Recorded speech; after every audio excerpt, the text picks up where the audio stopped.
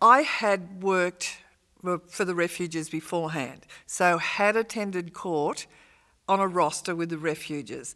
The attitude then was dreadful, absolutely dreadful. So once the DVCAP started up, I have to say, even though it wasn't good, it was vastly improved. Overwhelmingly in those first couple of years, it was all about the terrible woman.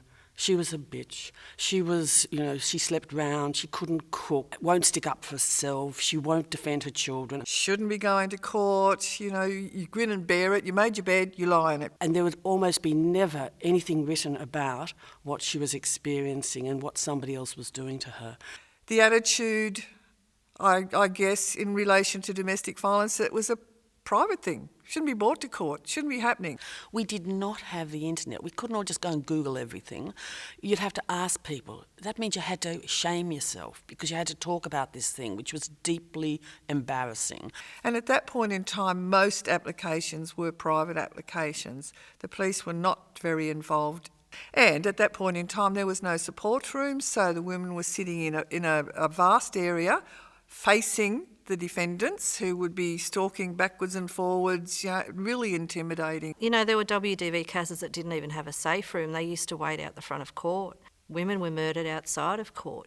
The idea of getting an exclusion order so that, say, a woman and children could stay in the house was so unpalatable that even though the legislation then allowed it, it was really, really sought. And people would say, but he owns the house, or he's the tenant on the house. And the idea that that should outweigh the safety of the family, really quite accepted.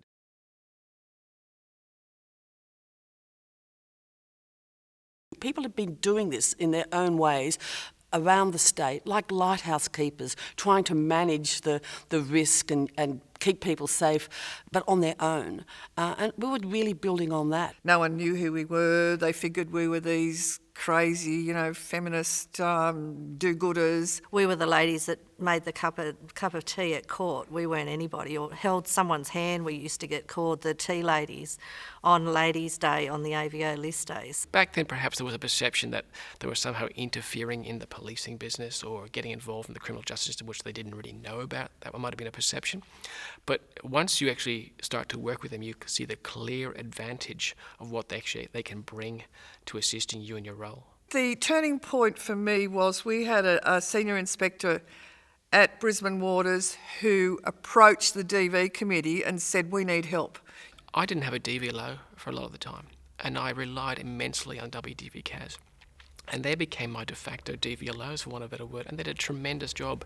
And we built up such a great partnership that we really got a lot of defendants in a lot of trouble. We did have a couple of sergeants say to us, we've been going out to this place for the last God knows how long, for years, 50 times we've been called out to events. This woman won't do anything. We want to lock this guy up, but she won't do anything. And she's talked to you for half an hour and there's been charges laid. I'd be running cases in the middle of a case, and I'd have my WDVCAS people sitting behind me, and something would arise in the evidence of the victim or in the defendant, and immediately I'd say, what can we do to disprove what that defendant just said? And I'd have my WDVCAS workers go out and make phone calls, get other witnesses there to call in reply, and thereby win the case. For me, one of the successes of that partnership is the way DVLOs and CAS workers now refer to each other.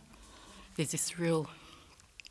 It's not quite an ownership, that's not the right word, but CAS workers will often refer to my DVLO, and it's something like the WDVCAS forums. That's also evident when you can look in the audience and you can see there's the DVLO sitting with their CAS workers, and often they've travelled together. That partnership's really strong.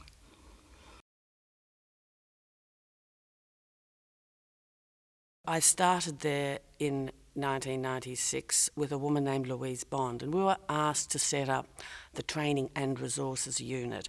That role was about ensuring that throughout the state, consistent and correct information was given to all of the coordinators. In the early days, we'd be in some little loft somewhere having training, but it made a lot of difference. It allowed us all to get together and discuss issues that were happening that were familiar to in the broad area and then isolate the issues that are happening in just our own area. I think what we've always had in this program is a very strong leadership at Legal Aid. So the management of the program has always been really consistent. We've always understood exactly what it is that we're meant to be doing. Legal Aid trains us, they mentor us. All of those coordinators in their individual ways, the way in which they embraced this scheme, and it was just fascinating to hear how people were dealing with local issues, local problems, and the barriers that came up and how they'd fix them and how they kept going. Some of them had minimal resources, some of them were so alone without any support system around, and yet they were able to keep delivering services with real courage. Some of the situations were so dangerous, particularly in country areas, and they helped reshape how we prepared our materials, what they needed. At their request, we prepared the support workers manual, which was delivered throughout the state, and at their request and their drive, each quarter we had this coming together for all of the schemes, and it was a fantastic couple of days because there was a massive sharing of knowledge and interest and experience. It gave everyone a great chance, I think, to feel stronger and feel proud and to share their exquisite skills. For me, the biggest celebration is the amazing workers within the WDVCAS, how diverse their roles are, acknowledging the Aboriginal specialist workers, acknowledging the multicultural specialist workers. Where we are now is we're well recognised, we're well respected, we're acknowledged as women that work in domestic violence that know what we're talking about. We know what women should be able to access. We know what women have the rights to access. So I would like to hope that we now are forced to be reckoned with in terms of being an advocate for women and their children.